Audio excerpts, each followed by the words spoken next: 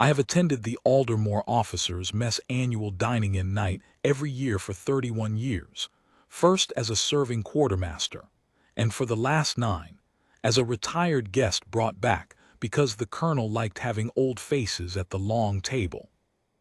I know the rhythm of that evening the way I know the sound of my own boots on stone, the regimental silver laid out in formation, the portraits on the wall watching from their frames, the speeches that run 12 minutes too long, the port decanted precisely at 8:30. I thought I knew every note of it. I did not know Myra Solis was going to be there. She was part of the civilian catering team, one of 6 brought in to handle the serving because the mess kitchen was short-staffed for the autumn dinner. I noticed her only in the way you notice anyone who does their job well without drawing attention to it. Quietly, efficiently, with flour still faintly visible on her left wrist where she had missed a spot scrubbing her hands. She was 26, perhaps, small, dark-haired, the kind of person a room full of brass and metals looks straight through. I know because I watched it happen. The evening was going well enough. 64 guests around the long table, candles lit, the regimental colors hanging above the far door, General Pembroke at the head holding court in the way that senior officers do when they are entirely certain the room belongs to them. Brigadier General Aldous Pembroke was a man who had been decorated twice, promoted 3 times, and had not been surprised by anything in at least a decade. He laughed precisely as much as the situation required and no more. The problem arrived at 7:30. The steward, a narrow-shouldered man named Grieve, came to me first. I was not sure why, perhaps because I had the look of someone who had handled worse, and told me in a low voice that the pianist had cancelled. Car trouble on the motorway. No replacement available at this hour. The Steinway in the corner, a fine old instrument the mess had owned since the 1950s, would sit unused through the dinner. I told Grieve I was sorry to hear it and could not help him. He was already moving back toward the kitchen when I saw him stop beside one of the serving staff. I could not hear the exchange from where I sat, but I saw it. Grieve bending slightly, speaking quickly, the young woman Myra looking up from the tray she was restacking. She said something. He said something more. She set the tray down with a care that struck me as deliberate. Grieve had asked her, I learned later, in almost exactly these words, "Can you manage something quiet? Nothing complicated. Just keep the room from going completely silent. Something pleasant in the background." It was not unkind. It was something worse than unkind. It was entirely without expectation. Pembroke was speaking to the lieutenant colonel beside him when his aide leaned in and murmured something. Pembroke glanced toward the Steinway, where Myra was making her way between the chairs, and I watched his expression, not contempt exactly, but the soft amusement of a man who has already decided how the next 5 minutes will go. He said something to his aide. The aide smiled. The table within earshot, 4 or 5 officers, registered the exchange and adjusted their own expressions accordingly.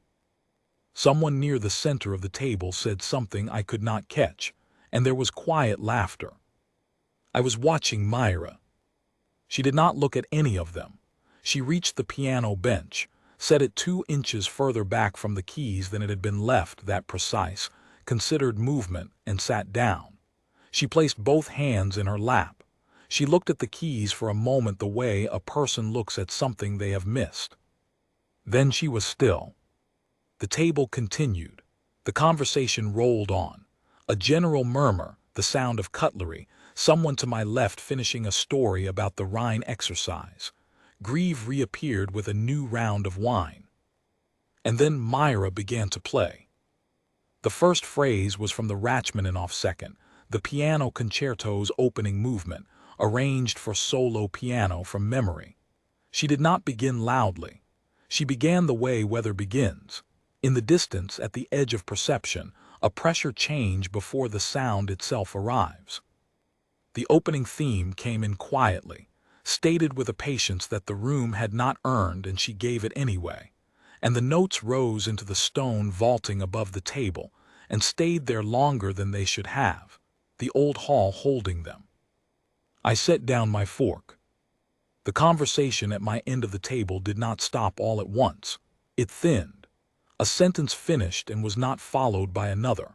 A question was asked and the answer, when it came, was shorter than it should have been, and after that the person did not ask another question. 3 minutes into the piece, the man to my right had turned slightly in his chair without quite realizing he had done it. The theme built. Not aggressively, she did not rush it, did not impose the climax before the room was ready for it. She played as though she had all the time in the world and knew precisely how much time the music needed. The left hand held the room like a foundation. The right moved across the upper register with a clarity that made you feel each note was inevitable, that the phrase could not have gone any other way, that the only surprise was how obvious it seemed once you heard it. Halfway through, I became aware that I could no longer hear anyone speaking. I looked up. The table, 64 people, officers, spouses, diplomats, 2 retired generals of my vintage, was quiet. Not the polite, distracted quiet of a room tolerating background music. The real silence. The kind that arrives when a room has stopped deciding anything and is simply receiving what is given to it. Pembroke's aide had turned in his chair. Pembroke himself had not moved, but his expression had changed in the small, involuntary way that a face changes when a man is hearing something he was not prepared to hear. Myra finished the Rachmaninoff. There was a pause, 3 seconds, perhaps 4, in which no one moved or spoke. Then she went directly into something else, not a piece I recognized, not any composer I could have named. This was her own. It began in the low register, a single bass line that moved with a slowness that should have felt heavy but did not, that felt instead like the turning of something enormous and patient.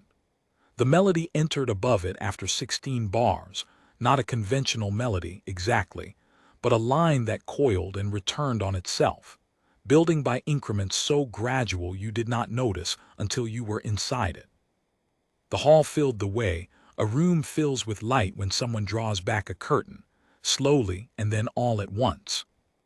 I am a man who spent 38 years in logistics.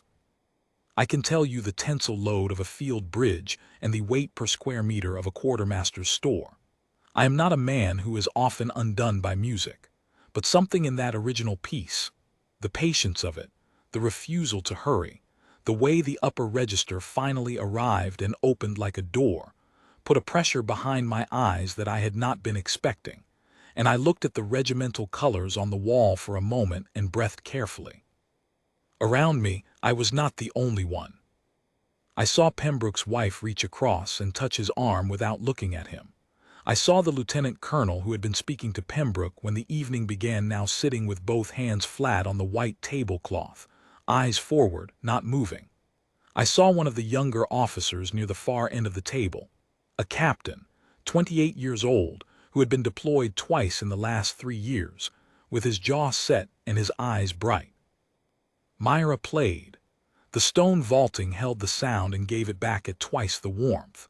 The candles had burned lower, and in the changed light the hall looked older and larger, as though the room had expanded around the music to give it the space it required. The final section built to something I can only describe as inevitable. Every phrase before it had been preparation, and now it arrived without drama, without forcing, the way a long sentence finally reaches its last word.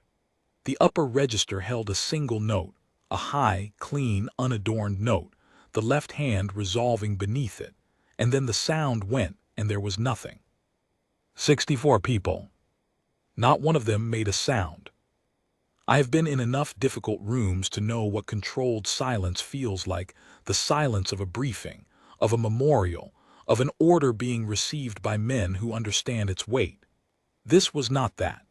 This was the silence of people who had been taken somewhere and had not yet found their way back. Myra sat with her hands in her lap, head slightly bowed, and did not turn around. It was Pembroke's wife who began it, a single pair of hands, and then the table came to its feet the way a tide comes in, all at once and without discussion. I stood. The younger officers stood. The 2 retired generals stood. I heard someone near the center of the table say something that was not a word, only a sound, the kind a person makes when they have no more suitable response. Pembroke rose last. He did not hurry. He set his glass down on the white cloth with the care of a man making a deliberate choice, and then he stood, and he brought his hands together, and he did not stop. There was no theatrics in it.